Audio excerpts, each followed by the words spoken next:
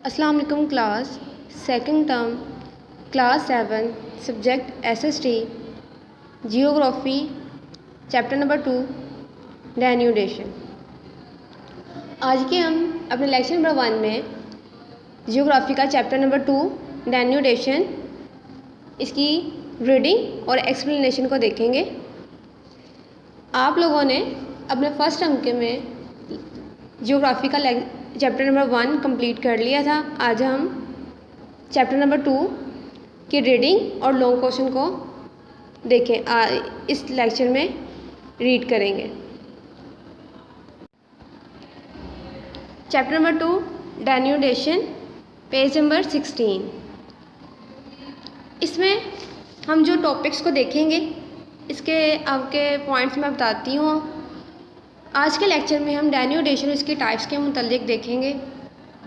Rocks के टूटने की क्या वजूहात है, वेदरिंग क्या होती है और इसकी टाइप्स क्या क्या हैं, और ओशन की क्या वजूहात है और ये कहाँ किन किन एरियाज़ में होती है।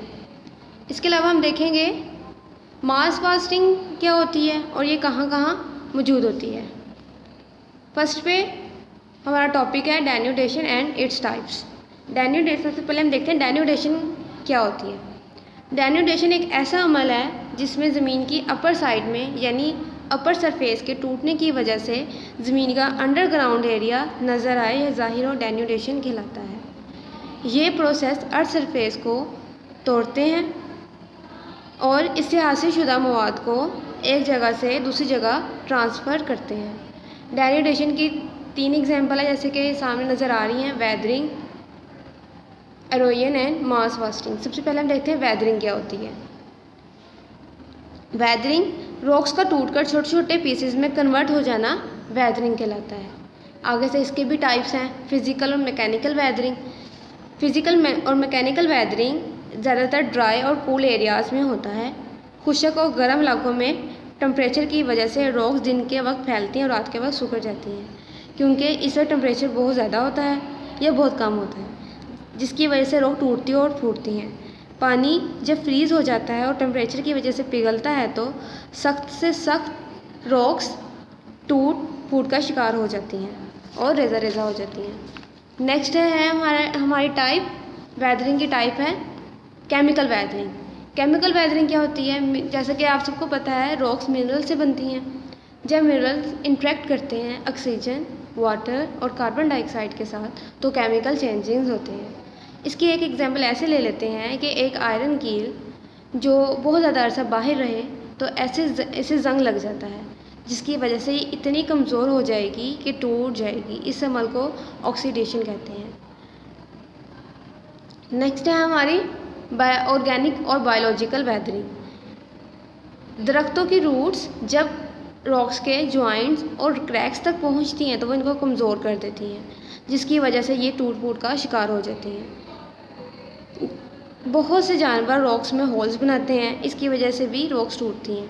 जैसे कि आपके रैबिट्स और इंसेक्ट्स, बहुत से आंट्स एंड बहुत ज़्यादा रैट्स वगैरह जो होल्स बनाते हैं ज़मीन में, अपने बिल बना के रहा करते हैं, वो भी रॉक्स को बहुत ज़्यादा नुकसान पहुंचाते हैं। इससे रॉक्स कमज़ोर हो जाती हैं और आहिस्ता आहिस्ता टूट जाती हैं।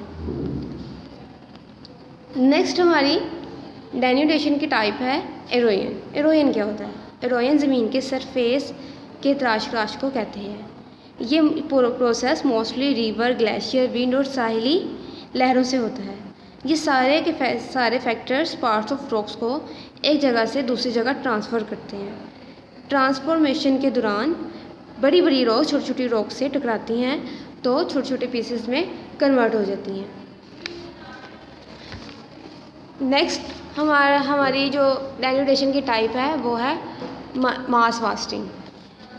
ग्रेविटेशनल फोर्स की वजह से रॉक स्टफ स्लो वाले एरियाज से लोअर एरियाज की तरफ ट्रैवल करते हैं। इस अमल को मास फास्टिंग कहते हैं। ग्रेविटेशनल फोर्स की वजह से रॉक स्टफ स्टीपर वाले एरियाज में तेज़ी से ट्रैवल करते हैं, जबकि as compared to less steeper areas.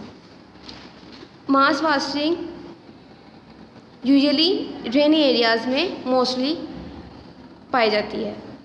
Water एक अहम रोल प्ले करता है सॉइल फ्लो के अमल के दौरान। बड़े और छोटे रॉक्स स्टीप बुलंदी से नीचे की जानिब गिरना लैंडस्लाइडिंग कहलाता है। अक्सर आपने लैंडस्लाइडिंग का वर्ड सुना होगा, जो मोस्टली पहाड़ी इलाकों में होती है। बर्फ़ जब पिघलती है तो वो बुलंदी से नीचे की तरफ जब आती है तो इसे लैंडस्लाइडिंग कहते हैं।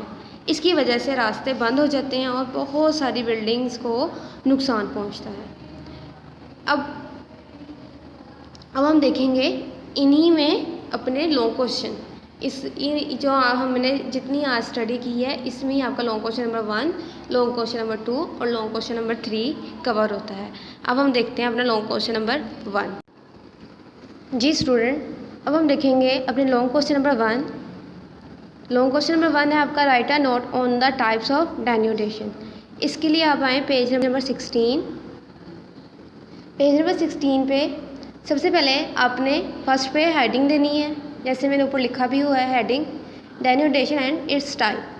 हेडिंग दे के आपने लिखना है नीचे, फर्स्ट लाइन से स्टार्ट होगा, denudation of earth upper surface and the appearance of the, यहाँ से लेकर सेकेंड लाइन के जहाँ पे इज़ नोन एज डेन्यूडेशन लिखा नज़र आ रहा है वहाँ तक। नेक्स्ट आपने नीचे से सेकेंड लास्ट लाइन से स्टार्ट करना है। The following are 3 types of denudation, these are known as method of denudation. इसके लिए सबसे पहले weathering, erosion and mass wasting. ये आपने लाइन पहले एक लाइन पे एक वर्ड लिखना है, सेकंड लाइन पे दूसरा वर्ड और थर्ड लाइन पे तीसरा वर्ड लिखना है। अब आपने नेक्स्ट पे वेदरिंग की हेडिंग देनी है। वेदरिंग की हेडिंग देने के बाद it is a process in which, ये फर्स्ट से स्टार्ट होना है, थर्ड लाइन के जहाँ पे रेनफॉल एंड स्नो लिखा नज़र आ रहा है वहाँ तक आपने लिखना है। इसका नेक्स्ट टाइप होगी एरोजन। इसके लिए आप आए पेज नंबर 19 पे, एरोजन लिखा नज़र आ रहा है। एरोजन की आपने हेडिंग देनी है। उसके बाद द थीनिंग से स्टार्ट करना है और थर्ड लाइन के जहाँ पे फैक्टर्स ऑफ एरोजन नज़र आ रहे हैं यहाँ तक आपने लिखना है। उसके बाद नेक्स्ट आपकी नीचे ही हेडिंग है मास वास्टिंग। इसकी हेडिंग देनी है, थर्ड हेडिंग होगी आपकी। Due to gravitational force of earth से लेकर आपने सेकंड लाइन के it is known as mass wasting तक लिखना है। यहाँ पे आपका फर्स्ट क्वेश्चन एंड होता है। नेक्स्ट सेकंड क्वेश्चन देखेंगे। सेकंड क्वेश्चन है आपका give reason for the breakages of rocks. इसके लिए आप फिर पेज नंबर 16 पे आ जाएं। पेज नंबर 16 पे आ गए। इसमें आपने हेडिंग नहीं देनी है, आपने इसको पॉइंट वाइज लिखना है। देखें जहाँ पे फिजिकल और मैकेनिकल वेदरिंग लिखा नज़र आ रहा है, इसके आपने हेडिंग नहीं देंगे, पॉइंट में लिखेंगे physical weathering mostly occur in cold and dry areas. यहाँ से स्टार्ट करेंगे, पूरा पहला पैराग्राफ आपका इसका फर्स्ट पॉइंट होगा। नेक्स्ट पॉइंट के लिए देखें पेज नंबर 17, इसमें केमिकल वेदरिंग लिखा नज़र आ रहा है। इसकी भी आप हेडिंग नहीं देंगे, सिर्फ फर्स्ट पैराग्राफ इसका सेकंड पॉइंट होगा। Rocks are compose for minerals. यहाँ से लेकर इसका पहला पैराग्राफ जहाँ पे एंड हो रहा है नोन इज़ केमिकल वेदरिंग, यहाँ तक आपका सेकंड क्वेश्चन का सेकंड पॉइंट है। थर्ड पॉइंट के लिए देखें पेज नंबर 18, जहाँ पे ऑर्गेनिक और बायोलॉजिकल वेदरिंग लिखा नज़र आ रहा है। इसकी भी आपने हेडिंग नहीं देनी, इसका भी फर्स्ट पैराग्राफ आपका थर्ड पॉइंट होगा। यहाँ पे क्वेश्चन नंबर 2 एंड होता है। अब हम क्वेश्चन नंबर 3 पे आएंगे। क्वेश्चन नंबर 3 है explain the types of weathering. Question number 3 mark करवाने से पहले मैं आपको बताती चलूँ कि जो फर्स्ट वाला क्वेश्चन और सेकंड वाला क्वेश्चन हमने किया है उसको ही मिला के थर्ड क्वेश्चन बनता है, इसलिए इसको अच्छे तरीके से आपने समझना है। इसका जो हमने निशान लगाना है क्वेश्चन आंसर का, वो किस तरह लगाना है। सब बच्चे अटेंटिव हो जाए। इसके लिए सबसे पहले आपने वेदरिंग की हेडिंग देनी है।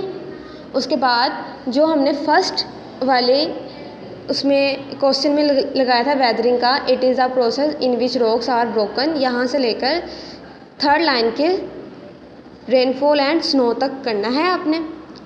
उसके बाद आपने फिज़िकल और मैकेनिकल वेदरिंग की हेडिंग देनी है और जहाँ पे दूसरे क्वेश्चन का आंसर पहला पैराग्राफ लगाया था वहाँ तक अगेन क्वेश्चन नंबर 3 में इंक्लूड होगा। नेक्स्ट के लिए देखें केमिकल वेदरिंग, इसकी भी हेडिंग देनी है आपने। और जो आपने सेकंड क्वेश्चन के लिए पहला पैराग्राफ लगाया था इसमें भी वो पहला पैराग्राफ क्वेश्चन नंबर 3 में भी इंक्लूड है। उसके बाद थर्ड जो इसका टाइप है ऑर्गेनिक एंड बायोलॉजिकल वेदरिंग, इसकी हेडिंग देंगे। और जो सेकंड क्वेश्चन में आपने पहला पैराग्राफ लगाया था इसका वो थर्ड में भी इंक्लूड है। जहाँ भी आपका क्वेश्चन नंबर 3 एंड होता है और हमारा लेक्चर भी एंड हो जाएगा। उम्मीद करती हूँ आप इसमें रीडिंग को भी अच्छे तरीके से समझ लिया होगा, क्वेश्चन 1 2 3 को भी अच्छे से समझ के याद करके अपनी कॉपीज़ पे नोट डाउन करना है और नीट काम नोट डाउन करना है। अल्लाह हाफिज़ स्टूडेंट।